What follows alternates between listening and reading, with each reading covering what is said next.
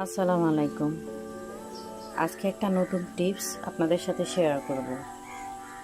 কিভাবে টমেটো আমরা এই শীতের সিজনে কিনে সংরক্ষণ করে সারা বছর সেটা খেতে পারি।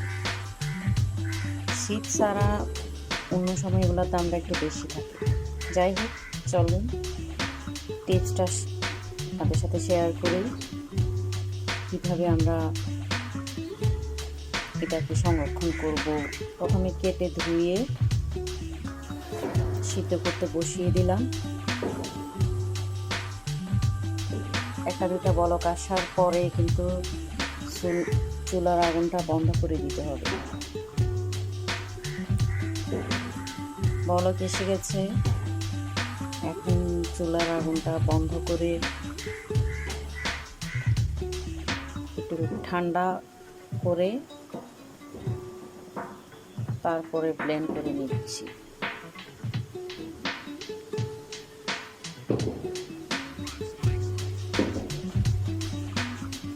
আনসিজনে কিন্তু এগুলোর দামটা একটু বেশি থাকে, যেহেতু এখন সিজন কিনে, তাই একটু বেশি করে রাখলে কি সবসময় খাওয়া যায়।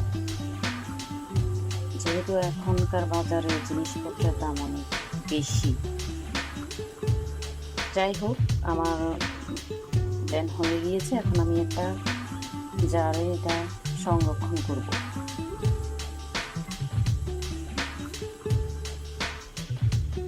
এমনভাবে ব্লেন্ড করবেন যাতে কোনো লাম্পস না থাকে। একদম অনেকটা টমেটো সসের মতোই মনে হচ্ছে। যাই হোক, এটা এখন আমার সংরক্ষণ করার পালা। একটা জার নিয়েছি, এই জারে সংরক্ষণ করব, যেহেতু আমি অনেকগুলো কিনেছি।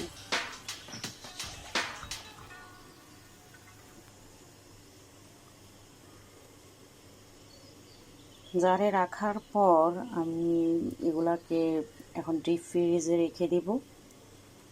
যখন যতটুকু লাগবে, যাতে একটু আগে নামায় রাখলে কি মানে যে চাহিদা অনুযায়ী খাওয়া যায়। মানে সবাইকে অনেক